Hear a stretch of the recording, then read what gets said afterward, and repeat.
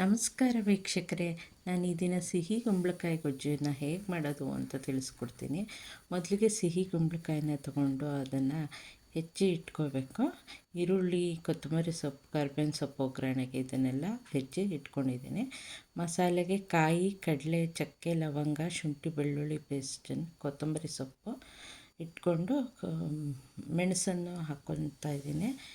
ಆನಂತರ ಪಾತ್ರೆ ಒಲೆ ಮೇಲೆ ಇಟ್ಟು ಒಲೆನ ಹಚ್ಚಿ ಎಣ್ಣೆನ ಹಾಕಿದ್ದೀನಿ.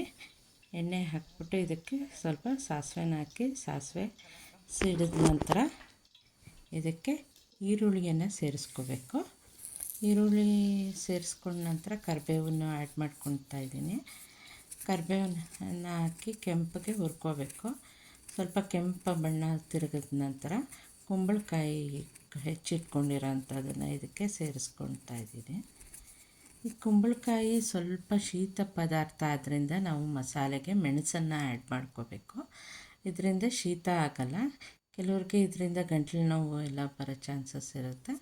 ಸೊ ಮೆಣಸನ್ನು ಆ್ಯಡ್ ಮಾಡಿಕೊಂಡ್ರೆ ಒಳ್ಳೆಯದು. ಈ ಕುಂಬಳಕಾಯಿಯು ಕೆಂಪಗೆ ಹುರ್ಕೊಂಡ್ಮೇಲೆ ಸ್ವಲ್ಪ ಮೆದುವಾಗಿ ಆದ ನಂತರ ಇದಕ್ಕೆ ನಾವು ಈಗಾಗಲೇ ರುಬ್ಬಿಟ್ಕೊಂಡಿರೋ ಅಂತಹ ಮಸಾಲೆಯನ್ನು ಇದಕ್ಕೆ ಸೇರಿಸ್ಕೊಳ್ಳೋಣ.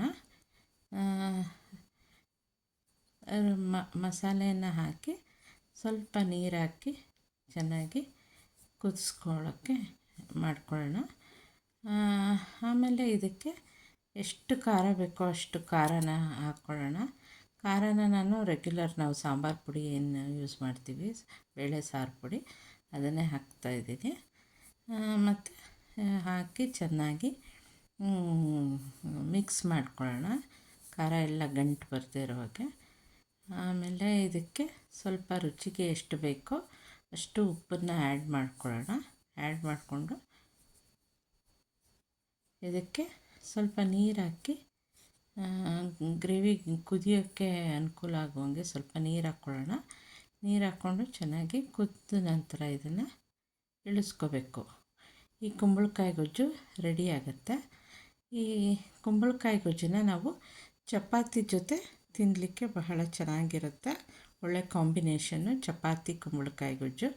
ತಿಂಗಳಲ್ಲೊಮ್ಮೆ ತಿಂದರೆ ಇದು ಏನೋ ಅಂತಹ ಇದಾಗಲ್ಲ, ಒಳ್ಳೆ ಚೆನ್ನಾಗಿರುತ್ತೆ. ವೀಕ್ಷಕರೇ, ಈ ಕುಂಬಳಕಾಯಿ ಗೊಜ್ಜು ನಿಮಗೆ ಇಷ್ಟ ಆದರೆ ನೀವು ಮನೇಲಿ ಟ್ರೈ ಮಾಡಿ ಮತ್ತು ನಮಗೆ ಕಮೆಂಟ್ ಮಾಡಿ ತಿಳಿಸಿ.